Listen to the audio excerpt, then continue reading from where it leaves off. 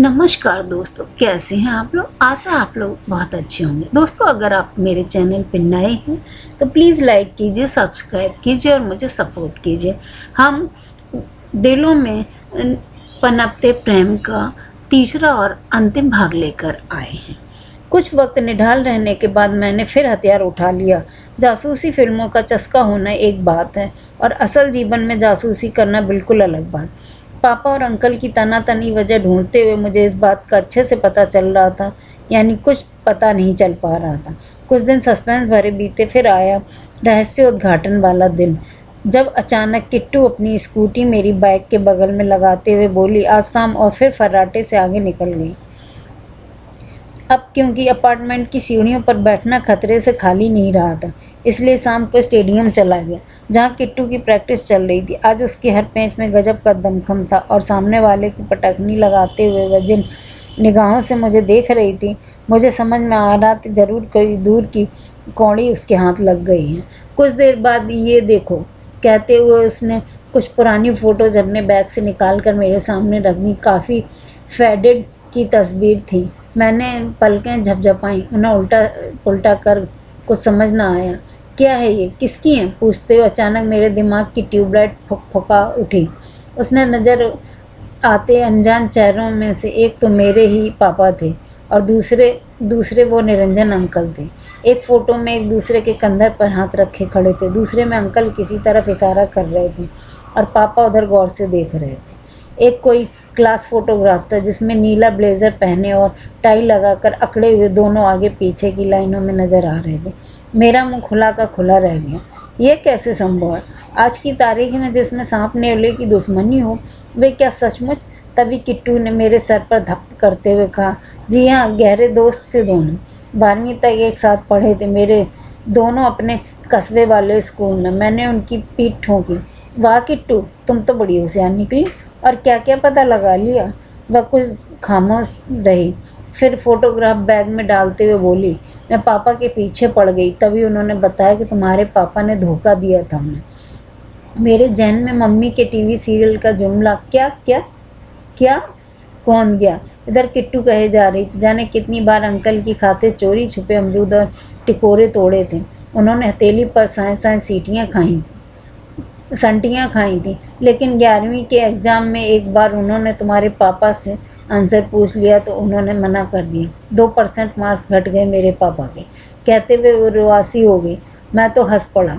लो, खोदा दुश्मनी का पहाड़ निकली एक पिद्दी सी वजह। अरे यार, यह तो कितनी पुरानी बात हुई है और कितना चाइल्डिश। उसने संजीदगी से मेरी आंखों में देखा। वजह बहुत बड़ी है दीपक। धोखा और विश्वासघात गहरी से गहरी दोस्ती तोड़ देते हैं। उसकी तीखी निगाहें जैसे आरोप लगा रही थी। मैं कसमसा उठा। हुआ तो सीधे सीधे मेरे पापा पर दोषारोपण था। यहाँ तक गुट निरपेक्षता नहीं चल सकती। उसने अपने पापा का साथ दे रही थी तो फिर मुझे भी अपने पापा का साथ देना था। हालांकि आने वाले वक्त में मेरे दिल पर बड़ा भारी गुजरने वाला था।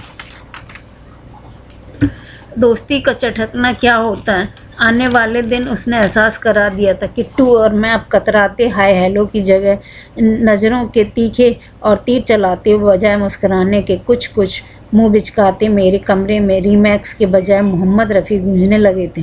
मैदान में मुझसे गोल चूकने लगे थे। यहाँ तक कि मैं हेयर जेल लगाकर आगे वाले बाल खड़े करने में भी मेरा इंटरेस्ट चला गया था। जब मैंने पोहे में डले मटर पर धुलाई के दौरान फेवरेट शर्ट पर लगे मम्मी के दुपट्टे के गुलाबी निशान पर और अपनी खड़खड़ाती बाइक को लेकर भुनभुनाता छोड़ दिया तो पापा मम्मी थोड़ी बहुत फिक्र हुई। मेरे हर फिक्र को धुएं में उड़ाता चला गया। मतलब अंगीठी में, उस धुएं में जो मैं पापा की लगाई खास चिमनी में छोड़ा करता था, जिसका मुंह ऊपर वाली बालकनी की तरफ खुलता था। फिर भी हफ्ते भर बाद एक सुबह अचानक हमारे अपार्टमेंट में एक ज़ोरदार चीख गूंजी। मैं बाहर दौड़ने को हुई, तभी गौर किया कि ऊपर वाली आंटी थी। उसे अपनी कामयाबी समझ कर मैं ठिठका ही था कि तभी अचानक ज़ोरदार चीख की सीरीज आती चली गई। मैं चौंक पड़ा। ये तो पापा की आवाज़ थी। वो रुंधी आवाज़ में चिल्ला रहे थे, अरे ये क्या हो गया? निरंजन, आंखें खोलो, कोई डॉक्टर को बुलाओ। दीपू, जल्दी आओ, इसे हॉस्पिटल ले जाओ। अरे जल्दी करो दीपू, दीपू। मैं तो छलांगों से बाहर पहुंचा और स्तब्ध रह गया। सीढ़ियों पर निरंजन अंकल बेहोश पड़े थे, सिर पर लगातार खून बह रहा था। शायद जल्दबाजी में सीढ़ियाँ उतरते वक्त वो फिसल गए थे। आंटी रोए जा रही थी, परेशान हाल किट्टू कभी उन्हें समझाती, कभी अंकल को हिलाती, कभी डॉक्टर को फ़ोन लगाती। लेकिन सबसे बदहवास हालत में पापा थे, जो अंकल के सिर पर जख्म पर अपना रुमाल रखते हुए चिल्लाए जा रहे थे, निरंजन तुझे कुछ नहीं होगा यार, आंखें खोल दे। दीपू जल्दी से ले चल इसे हॉस्पिटल। निरंजन कुछ पल में हैरानी से उन्हें देखता रहा, उसकी भींगी आंखों और कांपते हाथों को उन्हें इस कदर बेहाल पहले मैंने कभी नहीं देखा था। एम्बुलेंस आते ही मैंने पापा को उनका पर्स थमाया, मम्मी को दोनों घरों का जिम्मा और हॉस्पिटल को चल दिया। माथे पर टाँके लगने के कुछ देर बाद अंकल को होश आ गया। वे अब ठीक थे। उनकी धुंधली नज़र कमरे में घूमी और हम सब के ऊपर घूमती हुई बगल वाली कुर्सी पर बैठ पापा अटक गए। नम कोरों से दोनों एक दूसरे को देखते रहे, फिर उन्होंने चुपचाप हाथ बढ़ाकर पापा की हथेली थाम ली। दोनों को इसी मुद्रा में छोड़कर हम सब धीरे धीरे बाहर निकल आए। बाहर शाम को धुंधला फैल रहा था। किट्टू, उसकी मम्मी और मैं वेटिंग एरिया में बैठ गए। अंकल डिस्चार्ज होने वाले थे, अब सब ठीक था। हमें बहुत हल्कापन महसूस हो रहा था, लेकिन क्या बात है अरे करें समझ नहीं आ रही थी। अचानक मेरे पापा ने टू टू का रिमाइंडर बज उठा। झटके में खड़ा हो गया। ओहो आंटी मैं चलूँ क्या?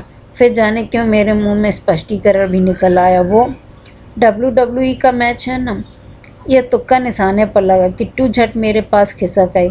जान सीना की फाइट होगी क्या? मैंने उसकी चमचमाती आंखों में झांका और अंडरटेकर को भी शायद खली भी लड़े।